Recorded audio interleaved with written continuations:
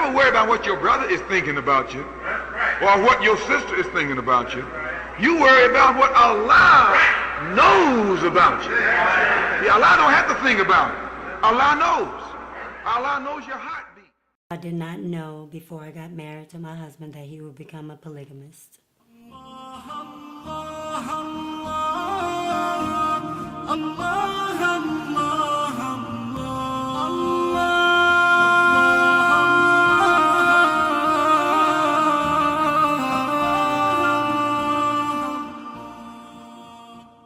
Why does Islam allow polygamy?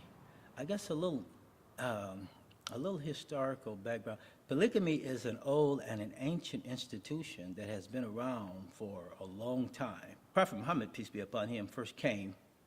The Arabs of that time, they had at least, on an average, 8 to 10 wives. I found out my husband added on a second wife from a friend, from a very close friend. She did tell me that he had taken on a second wife. There were several major battles that the Muslims were engaged in, and particularly the battle called Uhud. And in this battle, many of their adherents were lost, and there were many widows left and many orphans left. So this is probably the main reason that polygamy was allowed. When my husband added on a second wife, I felt that, you know, maybe it was me. I just felt rejected. I didn't understand why. I never did understand. I would ask him questions. Was it me? Did I do anything wrong? Was I a good wife? You know, was I a good mother? I didn't know. I was really confused. It was in Egypt, I believe, that actually they banned polygamy because they say the men were not able to treat the wives equally or justly.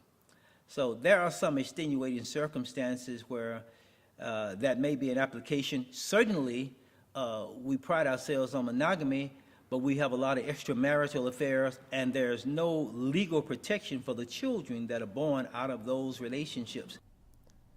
I think since I'm the oldest, it affected me more when I was younger and when it was first starting.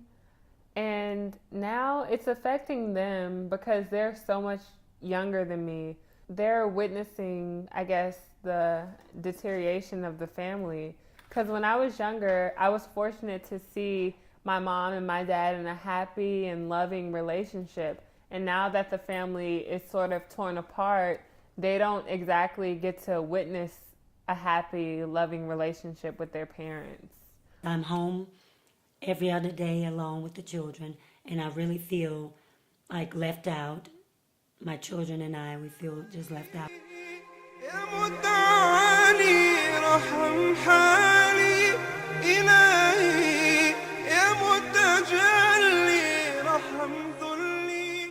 Well, I treat the second wife kids just the same as I would, you know, treat mine. I don't mistreat anyone's children. I know that through blood, they are my half-brothers and sisters, but if someone were to ask me, you know, how many brothers and sisters I had, I would just only mention my mother and father's kids that they had together. The second wife don't really say anything much to my kids. Actually, when we're at the masjid, half of the time I don't even see her maybe greeting them. She and I don't talk.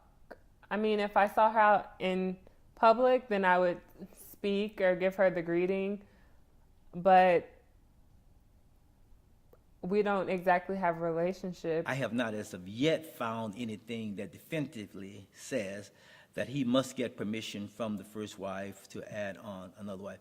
However, it would be ethical to discuss if he's considering such a thing and not try to do that in secret or just try to forcefully do that without consulting with his wife. If we would have talked about polygamous relationships before we got married, maybe, you know, I would have just maybe not got married.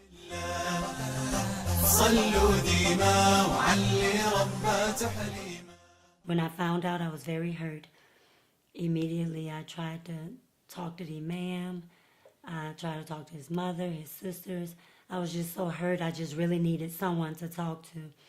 I told him going in that mentally, I really can't handle it. This is not something I would want to do. This is not me. I don't want to practice this. When it occurred to me that things were changing and that within the household, I think I took defense because my mom was always upset and crying, and I would just see my dad leave, and I felt like she was doing something to make him leave. So I would take his side. But when I began to understand what was going on and see my mom's point of view and like my dad's not home every night and what really is going on, and I found out that he was trying to bring another woman in on our family, I began to take defense for my mother. It was like for an entire year, I just prayed, and I really just wished that, maybe the second wife would disappear, then that way I can have my family back. مو حال تخلي بينا الله الله لا إله إلا الله لا إله والفين صلاة على سيدي رسول الله صلوا ديما وعلي ربها تحريما. I talked many times, long hours with my mother-in-law. We had given it all the attention it needed at the time. At the beginning, she was really with me on everything, agreeing with me. But at the end, it's her son. So I believe she stuck by her son. I don't pretend to be an expert on polygamy and all of the different cultural nuances in the different countries. My opinion would be that, yes, she should be able to leave if she's not comfortable with the polygamous relationship. I know there's a principle in the Quran that says, let there be no compulsion in religion, and don't inherit women against their will. These are two injunctions that are in the Quran. My opinion would be that she should be able to leave if she finds that it's distasteful to her and she's not comfortable with it and she can't have a happy marriage with it. I couldn't just up and leave. I didn't have anywhere to go. I wasn't working at the time. I depend on him wholeheartedly. I mean, he paid all the bills. I didn't have a car of my own, so I just stayed in. But now I'm in graduate school. I work. So now, everything's looking brighter. I don't wish to stay. The kids are getting older, so someday, I will be finalized divorce. هو نبينا وهو اللي يشفع فينا الله الله لا إله إلا الله والفين صلاة على سيدي رسول الله صلوا ديما علي ربه تحليما هو نبينا وهو اللي يشفع فينا الله الله لا إله إلا الله والفين صلاة على سيدي رسول الله صلوا ديما وعلي ربه تحليما هو نبينا وهو اللي يشفع فينا